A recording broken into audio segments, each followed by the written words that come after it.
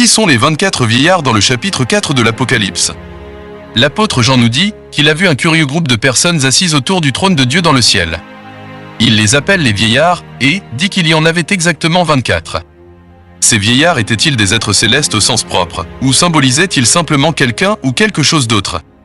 Examinons ce que la Bible dit de ces vieillards et voyons si nous pouvons déterminer qui ils sont. Voici ce que nous savons. On les trouve au chapitre 4, assis autour du trône de Dieu, vêtus de robes blanches et portant des couronnes sur la tête. Puis plus tard, au chapitre 4, ces vieillards sont trouvés tombant, adorant Dieu et jetant leurs couronnes devant le trône au chapitre 5, lorsque personne n'est trouvé digne d'ouvrir le livre aux 7 sceaux. C'est l'un de ces 24 vieillards qui s'adresse à Jean en disant « Ne pleure point, voici, le lion de la tribu de Juda, le rejeton de David, a vaincu pour ouvrir le livre et ses 7 sceaux. » Alors les vieillards se prosternent devant l'agneau de Dieu en chantant « Tu es digne de prendre le livre et d'en ouvrir les sceaux. Car tu as été immolé et tu nous as rachetés à Dieu par ton sang, de toute tribu, de toute langue, de tout peuple et de toute nation, et tu nous as fait pour notre Dieu, roi et prêtre, et nous régnerons sur la terre. » Puis, au chapitre 7, c'est encore l'un des vieillards qui s'adresse à Jean et lui révèle des informations sur une foule de personnes innombrables que Jean a vues dans le ciel. Cette foule de personnes était également vêtue de robes blanches et avait des palmes dans les mains. Ceux-ci, dit l'Ancien à Jean, sont sortis de la grande tribulation et ils ont lavé leurs robes et les ont blanchies dans le sang de l'agneau. Voici donc 2 ou 3 choses que nous savons sur ces vieillards. Ils sont assis autour du trône de Dieu. Ils portent des robes blanches. Ils ont des couronnes d'or jusqu'à ce qu'ils les jettent devant le trône. Ils chantent que l'agneau les a rachetés à Dieu par son sang, de toute tribu, langue, peuple et nation. Et ils ne sont apparemment pas les mêmes que ceux qui portent des robes blanches avec des paumes dans leurs mains et qui sont sortis de la grande tribulation. Qu'est-ce que cela signifie? Qui sont les vieillards? Eh bien, vous êtes peut-être déjà en train de tirer des conclusions sur l'identité de ces vieillards. Voici les 2 théories les plus populaires, ainsi que leurs points forts et leurs points faibles. Beaucoup de gens pensent que ces vieillards ne sont que des êtres angéliques que Dieu a créés pour s'asseoir autour de son trône et le louer. C'est la position défendue par des personnes comme la prophétesse autoproclamée Kaker, qui prétend être allée au ciel des centaines de fois et les avoir rencontrés. Et que les vieillards ne sont juste que des êtres angéliques. Parfois, ils sont sur leur trône. Parfois, ils sont dans le ciel et veulent vous servir. Ils ne sont pas les chefs des 12 tribus d'Israël. Ce ne sont pas les disciples. Ce sont des vieillards créés qui ont toujours été avec le Père. Cette affirmation semble être une explication raisonnable jusqu'à ce qu'on l'examine attentivement. En Césalie, les anges sont mentionnés tout au long de la Bible, de la Genèse à l'Apocalypse. Il est question de chérubins à l'aspect étrange, dotés de 4 ailes, de séraphins à 6 ailes et d'autres messagers angéliques à l'apparence humaine, mais jamais ils ne sont appelés vieillards. Ces vieillards ne sont mentionnés que dans le livre de l'Apocalypse, et lorsqu'ils sont mentionnés, ils semblent être distincts des anges, comme nous le voyons au chapitre 5, où les Écritures parlent d'anges, de bêtes et de vieillards. Cela suggère qu'ils ne sont pas des anges. Sinon, pourquoi parler d'anges et de vieillards? N'est-ce pas? Non seulement cela, mais chaque fois qu'ancien ou vieillard est utilisé dans les Écritures, il fait toujours référence à un leader respecté, jamais à un être angélique. De plus, les anges ne sont jamais vus avec des couronnes sur la tête. Les anges ne gouvernent rien. Ils sont les serviteurs de Dieu. Et cela nous amène à la 2e théorie concernant ces vieillards, à savoir qu'ils sont en fait une représentation des croyants, des saints de Dieu. Paul écrit dans la première partie des Corinthiens que nous, les croyants, jugerons les anges. Et le livre de l'Apocalypse lui-même nous dit que ce sont les croyants qui vivront et régneront avec Christ. Ainsi, lorsque les vieillards disent de l'agneau au chapitre 5, « Tu nous as rachetés à Dieu par ton sang, et tu nous as établis pour notre Dieu comme roi et sacrificateur, et nous régnerons sur la terre. » On dirait que cela prouve qu'ils ne sont pas des anges. En fait, je pense que c'est la preuve absolue que ces vieillards sont des croyants saints.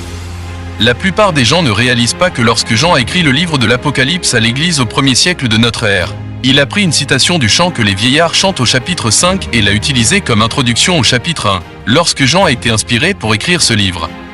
Il a indiqué que ce chant nous concerne, vous et moi, en tant que croyants. Au chapitre 5, les vieillards disent qu'ils ont été rachetés et rendus à Dieu par le sang de l'agneau, et qu'ils ont été faits roi et prêtre à Dieu et qu'ils régneraient avec le Christ sur la terre.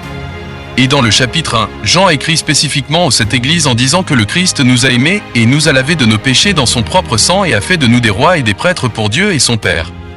Il semble tout à fait clair que Jean voulait faire comprendre à l'église que le chant que l'Ancien a chanté concernait les chrétiens. Comment cela est-il possible? À moins que les vieillards ne soient les chrétiens. Remarquez également ce que Jean écrit aux églises dans les chapitres 2 et 3. Au chapitre 2, verset 10, Jésus leur a dit « Sois fidèle jusqu'à la mort, et je te donnerai la couronne de vie. » Verset 26, à celui qui vaincra, et qui gardera jusqu'à la fin mes œuvres, je donnerai autorité sur les nations. À l'église de Sardes au chapitre 3, verset 5.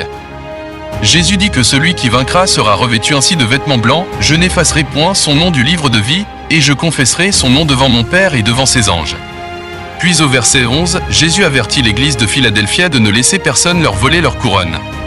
Enfin, à l'église de Laodicée, Jésus conseille d'acheter de lui des vêtements blancs, et promet en disant que celui qui vaincra, je le ferai asseoir avec moi sur mon trône, comme moi j'ai vaincu et me suis assis avec mon Père sur son trône.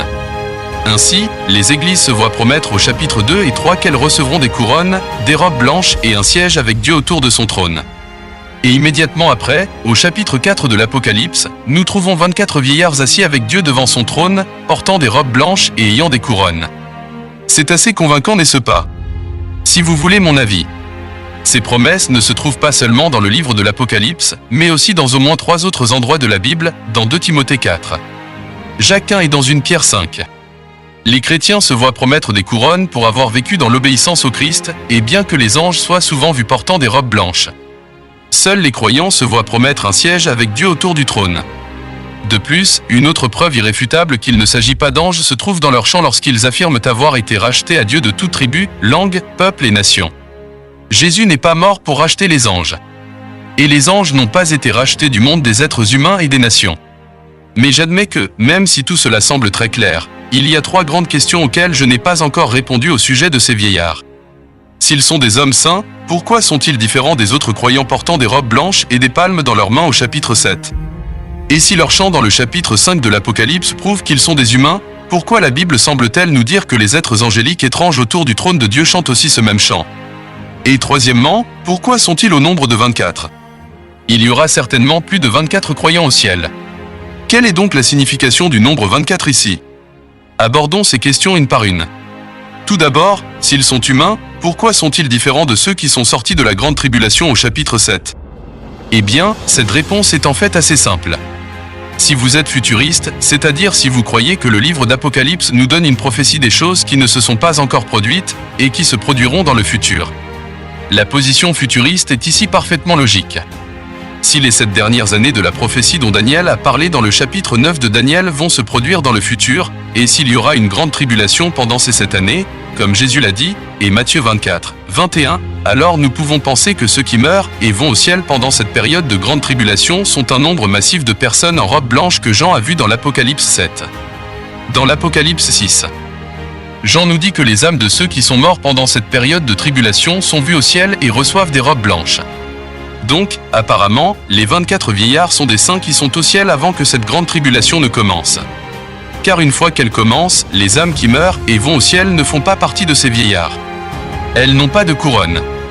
Ils n'ont pas de siège autour du trône. En fait, ils se trouvent sous l'autel. Mais ils reçoivent des robes blanches. En fait, si les vieillards sont des saints, il semble que ce soit des saints ressuscités ou des croyants avec de nouveaux corps.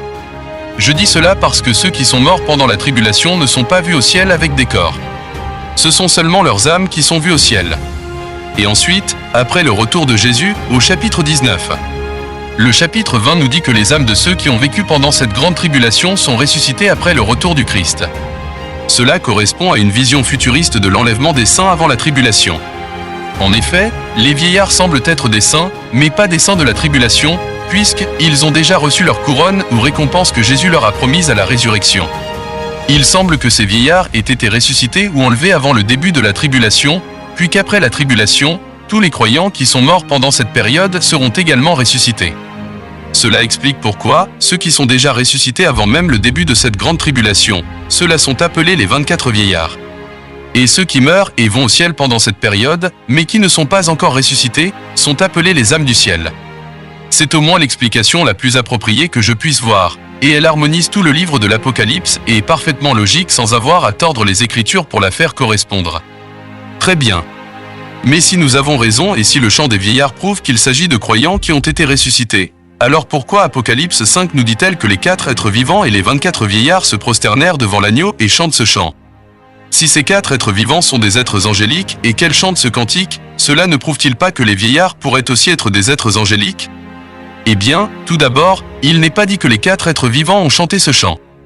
Il est dit que les 4 êtres vivants sont tombés avec les 24 vieillards. Puis il est dit que chacun d'entre eux avait des harpes et des vases d'or remplis de parfums, ce que Jean écrit être les prières des saints. Maintenant, puisqu'ils chantent un chant prouvant qu'ils sont des saints, il est raisonnable de supposer que ce sont les vieillards qui avaient les harpes et les vases d'or.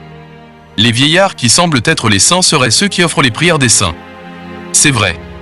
Alors peut-être que seuls les vieillards avaient les voiles, et si seuls les vieillards avaient ces fioles d'or. Alors la phrase suivante, où ils chantent le cantique, ne concernerait que les vieillards. Les 4 êtres vivants se sont peut-être prosternés en signe d'adoration, mais seuls les vieillards avaient les voiles et chantaient le cantique. Ce que je veux dire, c'est que la formulation de ce verset ne nous dit pas que les 4 êtres vivants ont eux aussi chanté le cantique. Tout ce que nous savons, c'est qu'elles se sont prosternées avec les vieillards.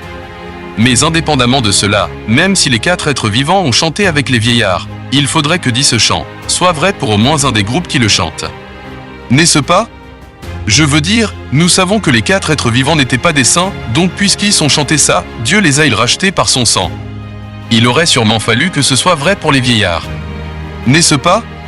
Si ce n'était pas vrai pour les 4 êtres vivants ni pour les vieillards, cela n'aurait aucun sens. Et si les 4 êtres vivants chantaient en harmonie avec les 24 vieillards, cela ne prouverait-il pas que ce chant ne concernait pas les 24 vieillards? Je ne le pense pas. Mais il est également probable qu'elle n'ait pas chanté. Enfin, posons la grande question, pourquoi ne voit-on que 24 vieillards dans le ciel s'ils sont des saints? Ne devraient-ils pas être beaucoup plus nombreux? Eh bien, nous pouvons dire avec une grande certitude que ces vieillards sont représentatifs des croyants qui ont vécu avant la grande tribulation. Nous pouvons faire quelques suppositions faciles sur ce que le nombre 24 symbolise. Le nombre 24 est en fait un nombre très rare dans les Écritures, et cela semble rendre notre réponse plus facile à trouver, car alors que le nombre 24 est à peine trouvé, le nombre 12 est trouvé à maintes reprises, notamment avec les 12 fils de Jacob et les 12 apôtres de Jésus-Christ. À présent, on peut voir que ce nombre 12 se réfère à 2 groupes différents. Nous pouvons émettre une théorie. Que se passerait-il si ces 2 groupes se retrouvaient ensemble en un seul endroit et à un seul moment? Combien y en aurait-il alors? Eh bien, 12 plus 12 égale 24. Bien sûr, cela nous amène à la théorie selon laquelle le nombre 24 désigne les croyants de l'Ancien et du Nouveau Testament. Les croyants avant la mort de Jésus sur la croix peuvent être représentés par les 12 tribus d'Israël et les croyants après la croix peuvent être représentés par les 12 apôtres, et ensemble, ils forment les 24 vieillards. C'est logique et cela correspond à la signification du mot ancien, qui désigne un chef respecté, en particulier un homme âgé. Les 24 vieillards sont peut-être les 24 dirigeants du peuple de Dieu de l'Ancien et du Nouveau Testament. Mais il est vrai qu'il ne s'agit là que d'une théorie.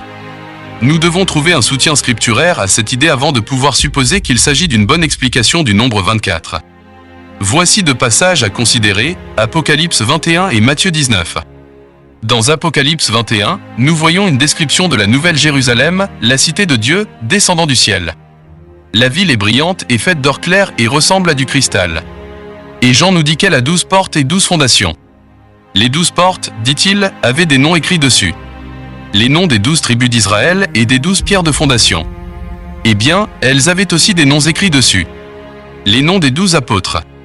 Cela semble confirmer ma théorie. La Nouvelle Jérusalem est pour tous les croyants de tous les temps, avant et après la mort, l'ensevelissement et la résurrection de Jésus-Christ. Et cela est signifié par 2 ensembles de 12 tribus d'Israël et 12 apôtres. Additionnez-les. Et vous obtenez 24.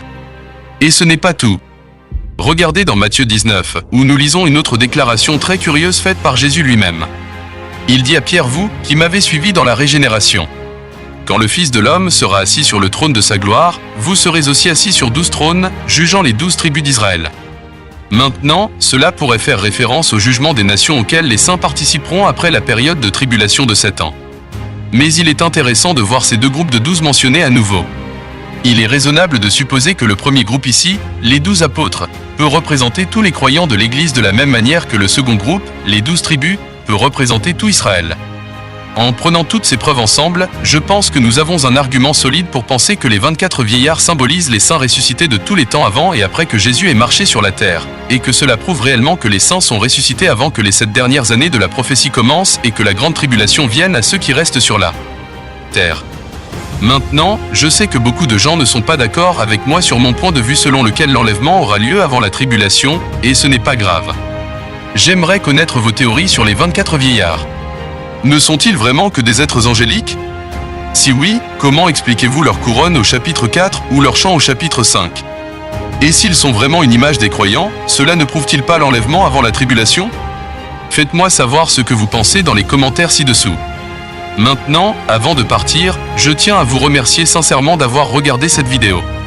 Si vous aimez ce contenu, n'oubliez pas de vous abonner pour soutenir la chaîne et pour voir plus de contenu comme celui-ci.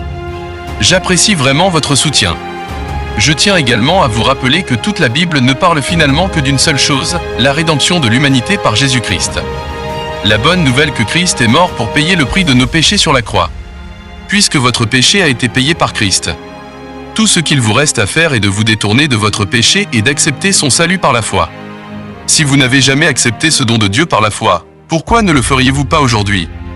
Laissez un commentaire ou envoyez-moi un message privé et je serai heureux de vous parler davantage du pardon de vos péchés par Jésus-Christ.